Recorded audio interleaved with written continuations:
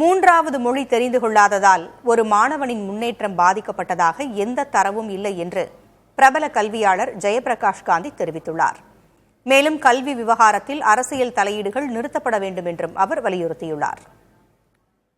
இதுவரைக்கும் நீங்க பாத்தீங்கன்னா எந்த ஒரு ஆய்வு அறிக்கையோ ஒரு ரிசர்ச் பேப்பரோ ஒரு மாணவன் தமிழ்நாட்டிலயோ இல்ல ஒரு மற்ற மாநிலத்துல 3 மொழி கத்துக்கல, அதனால அவனுடைய கெரியர் வாய்ப்புகள் குறைஞ்சிட்டு இருக்கு, இல்ல அவன் வாய்ப்புகள் குறையுது அப்படின்னு எந்த இதுலயும் சுட்டி காமிக்கவில்லை. அப்படி இருக்கும்போது அடிஷனலா ஒரு லாங்குவேஜ் தேவை அப்படிங்கிறது ஒரு கேள்விக்குறி எழுகிறது. ஒரு 2 லாங்குவேஜ் கண்டிப்பா இருக்கணும். அதாவது ஒரு ஆங்கிலம், அப்புறம் அவனுக்கு வேண்டிய அதாவது தாய்மொழியா அல்லது அவன் இருக்கிற ஸ்டேட்டுடைய மொழியை கண்டிப்பா கத்துக்க வேண்டிய சூழ்நிலை இருக்கு. அடிஷனல் லாங்குவேஜ் ஒரு ஆப்ஷனலா தான் கொடுக்கணும். கண்டிப்பா இது என்ஃபோர்ஸ் பண்ணக்கூடாது. நிதி கொடுக்க வேண்டியதை நீங்க நிறுத்திட்டீங்கன்னா கண்டிப்பா அது மிகப்பெரிய பாதிப்பு ஏற்படும். ஏன்னா infrastructure development, quality of education கொடுக்கறது, டீச்சர்ஸ்க்கு சேலரி கொடுக்கறது, இது மாதிரி நிறைய விஷயங்கள் இருக்கு. சோ நீங்க பாத்தீங்கன்னா இது கண்டிப்பா எதிர்முகமாக மாணவர்களுக்கு தான் மிகப்பெரிய பாதிப்பு ஏற்படும்.